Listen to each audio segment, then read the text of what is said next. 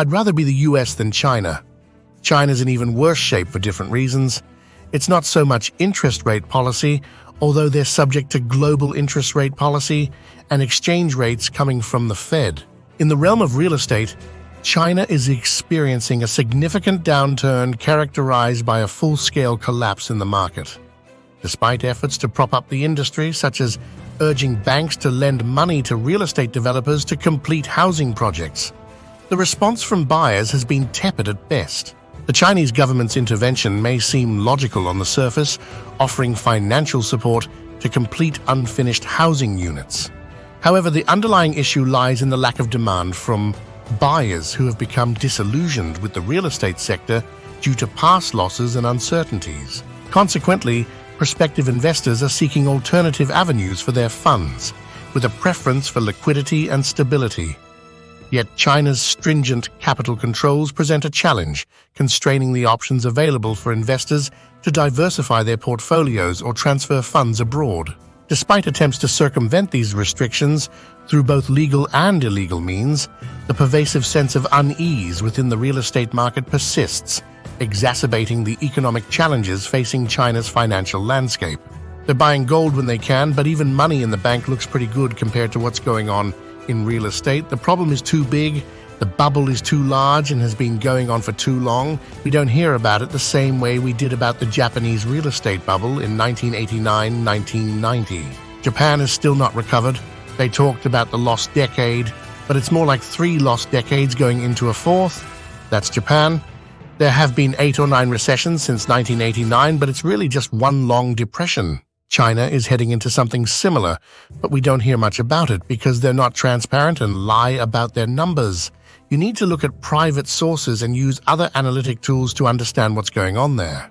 They've got drops in consumption, industrial output, and real estate's collapsing, all this in fear of inflation. It's been around, it's real, but it's now turning around very quickly as seen in China. China is grappling with a demographic crisis of unparalleled proportions, distinct from any challenge encountered in history. This crisis manifests as a demographic implosion, surpassing even the devastation wrought by the Black Death, a plague that decimated between 1/3 and half of Europe's population during the 14th century. Notably, the scale of this crisis eclipses that of the Spanish flu pandemic of 1919, which claimed the lives of between 100 million to over 200 million individuals worldwide. At the heart of China's demographic predicament lies the fundamental arithmetic principle encapsulated by the figure 211. This figure represents the required fertility rate for a population to maintain its size over generations. However, China's birth rate has plummeted well below this critical threshold, signaling a profound imbalance between births and deaths. As a result, the nation faces the grim reality of a shrinking population, a phenomenon exacerbated by factors such as an aging populace and declining birth rates, culminating in a demographic crisis unparalleled in human history. 2 people have to produce 2.1 children to keep the population constant. However, China and many other parts of the world are well below this rate. China's population is projected to decline significantly over the next few decades due to persistently low birth rates. This decline surpasses historical calamities, heralding profound socio-economic repercussions for China and the world. Moreover, China's population is aging rapidly, leading to a decline in productivity and a rise in dependency ratios. With a shrinking workforce and a significant portion engaged in elder care, productivity gains become elusive, exacerbating the economic challenges China faces. China's economic woes are further compounded by its environmental degradation and lack of ethical business practices. Roughly 50% of water in China is contaminated due to industrial pollution. While countries like Australia, the US, and Western Europe also grapple with declining birth rates, China's situation is particularly acute due to its scale and opacity. Furthermore, China's authoritarian regime exacerbates concerns as it tightens its grip on information dissemination.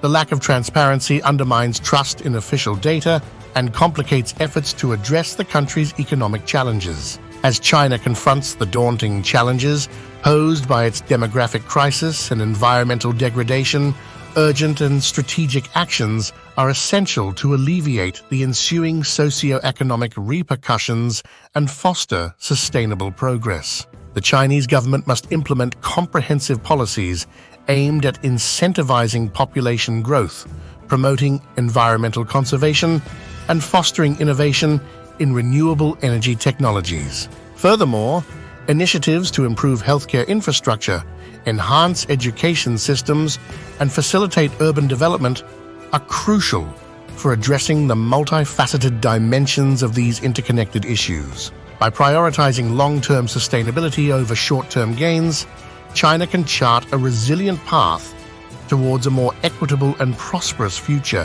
for its citizens and the global community.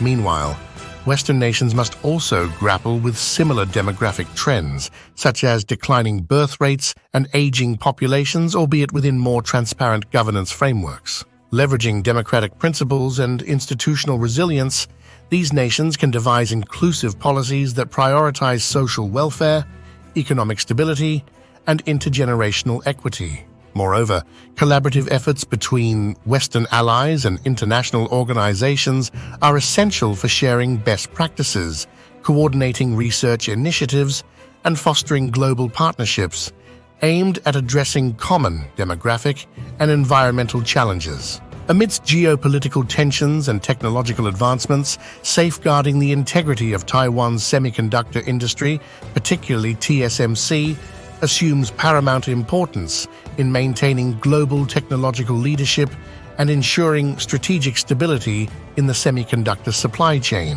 The US has a military doctrine called the broken nest theory, which underscores the importance of protecting Taiwan's semiconductor facilities. In response, TSMC and other semiconductor companies are investing billions in the US to establish manufacturing plants, signaling a decoupling from China. The recalibration of supply chains away from China signifies a fundamental re-evaluation of global economic dependencies and strategic imperatives in light of escalating geopolitical tensions. In an era characterized by geopolitical competition and heightened uncertainty, countries are increasingly cognizant of the risks associated with over-reliance on a single manufacturing hub. Diversifying supply chains across multiple regions not only enhances resilience to geopolitical disruptions, but also fosters innovation, stimulates competition, and promotes economic inclusivity.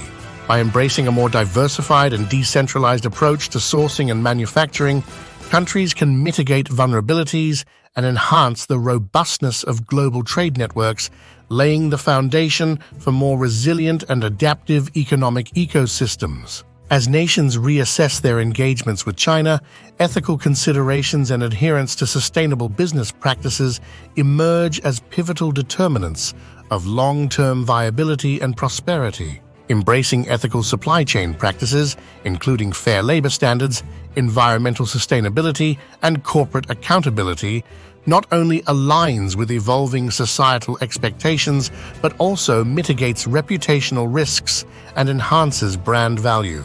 Moreover, prioritizing partnerships with countries that uphold democratic values, respect human rights, and adhere to international norms fosters a conducive environment for sustainable global development. By forging alliances based on shared values and mutual interests, nations can navigate geopolitical complexities more effectively while advancing collective efforts towards building a more resilient, equitable, and sustainable world order.